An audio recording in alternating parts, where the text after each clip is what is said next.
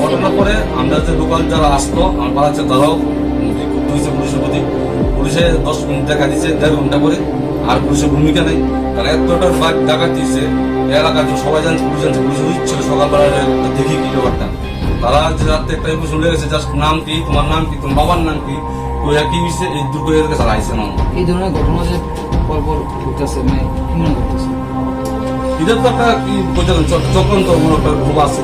আমি পেয়ে গেছি চক্রান্তটা বাইর করতে হবে। আজকে আমার ভাই থাকলে তার ভাই সবাই তো ক্ষতি করবো।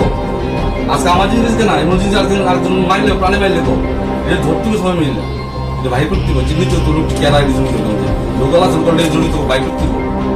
নাহলে আজকে আমার হচ্ছে আরেকজন ক্ষতি করবো, সবাই মিলে আমরা করতে হবে। সবাই তো আমার যারা আছে সবাই আমি এক কথা বার্তা দিয়েছি, সবাই এক করে চিন্তাধারা করো যে আগামী দিনে আমার তো তোমার যেতে না হয়, কারবার যেতে না হয়, এটা কিন্তু একটা ভাইরাস ছেড়ে দেবো।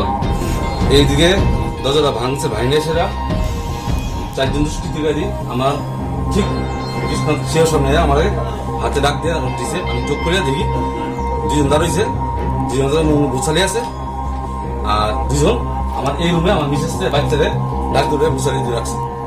তখন আমার লগর আমি দাদা কি চান বুঝবেন, আমার হাত পাও বাঁধতে লাগছে, হাতটি বাঁধছে আর পাউডিও বাঁধছে।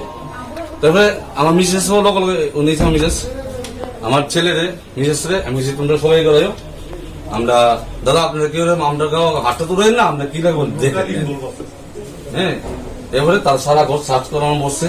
তার একটাই দাবি, তো আমার কাছে বলে 6 লাখ টাকা আছে, 6 লাখ টাকা দিতাম।